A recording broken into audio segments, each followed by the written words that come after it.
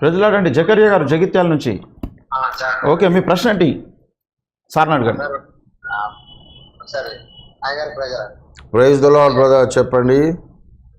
పేతురు రాసిన 2వ పత్రిక 2వ అధ్యాయం. చెప్పండి బ్రదర్, చదవండి.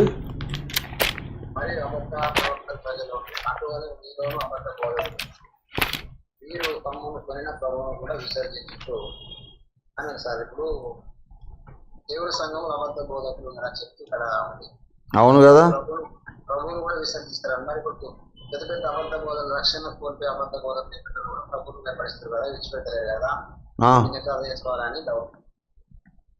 ఇప్పుడు తమ్మును కొనిన ప్రభువును కూడా విసర్జిస్తారు అని అన్నాడు.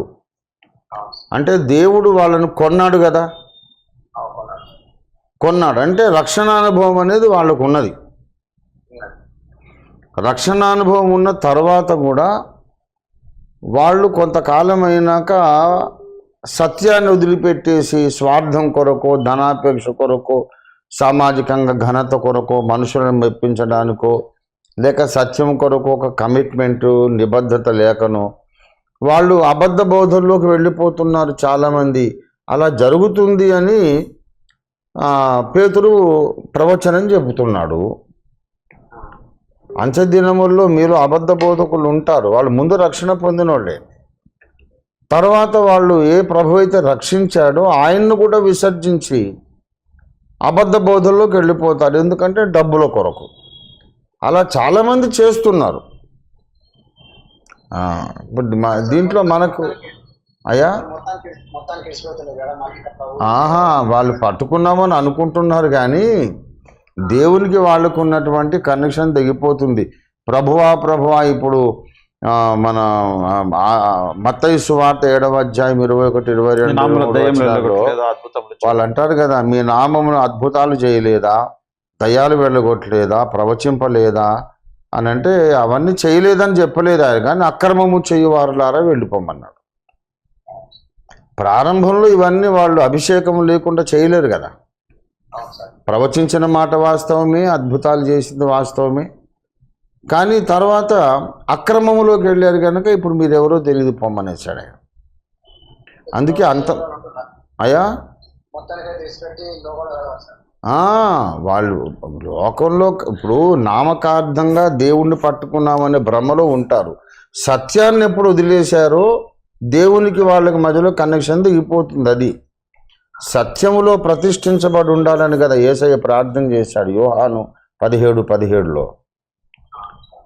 రక్షణ పొంది ఉంటే సరిపోదు, సత్యంలో ఉండాలి. మనం సత్యాన్ని వదిలిపెట్టిన తర్వాత దేవుణ్ణిలో ఉండడం అనేది అబద్ధం. వీడు భ్రమలో బ్రతుకుతుంటారు, న్యాయ తీర్పు నాడు తెలిసిపోతుంది.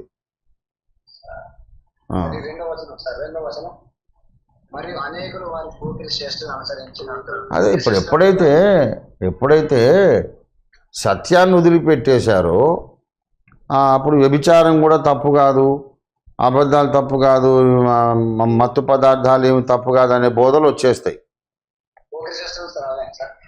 పోకిరి చేష్టలు అంటే ఏంటిది? అపవిత్రమైన కార్యాలు.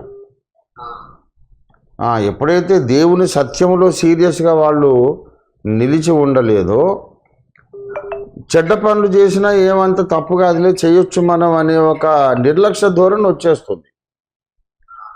వాళ్ళు శరీర కార్యాలు పడిపోతారు, అనేక మందిని పడేస్తారు.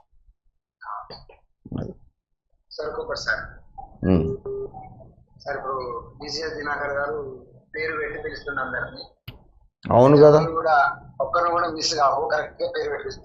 అట్లా మిస్ అయినవి కూడా ఉన్నాయి బ్రదర్, మిస్ అయినవి కూడా ఉన్నాయి.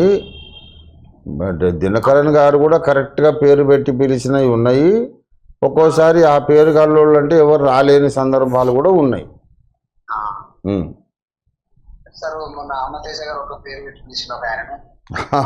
అవును,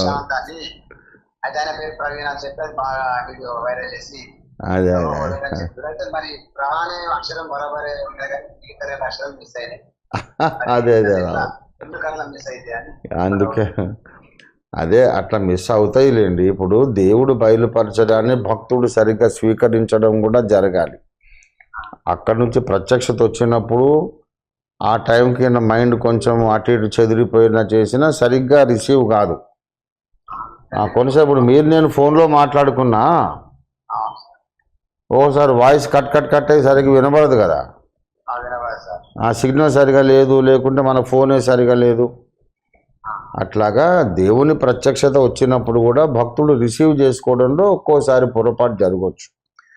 దాని మీద మన రక్షణ ఆధారపడలేదు కదండి. ఇప్పుడు ఆయన ప్రవీణ్ అని చెప్పినా ప్రశాంత్ అని చెప్పినా యేసు ప్రభు వారు నిజమైన రక్షకుడు అనే పాయింట్లోనే ఉన్నాడు తప్ప వేరే దేవుడిని అయితే ప్రకటించడం లేదు కదా.